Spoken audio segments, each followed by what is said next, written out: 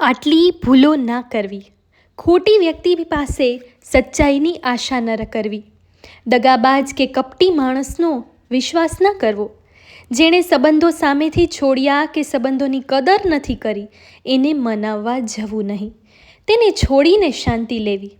મારી પાસે ટાઈમ નથી એવું કહેવાવાળાની પાસે સમયની કામની આશા ન કરવી.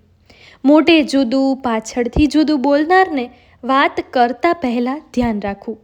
ઈર્ષાળુ માણસની પાસે ખુશીઓ અને સુખ શેર કરવું નહીં.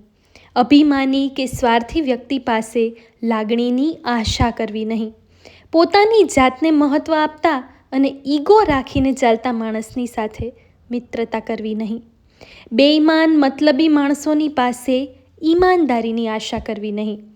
જેને હંમેશા બીજાના દોષ દેખાતા હોય એની પાસે ખુલાસો કે સ્પષ્ટતા કરવી નહીં. જે બહેસ જીદ કરતા હોય એની સાથે દલીલબાજીમાં ઉતરવું નહીં. જે પોતાની ભૂલ સમજતા કે સ્વીકારતા નથી એને સમજાવવાની ભૂલ ના કરવી.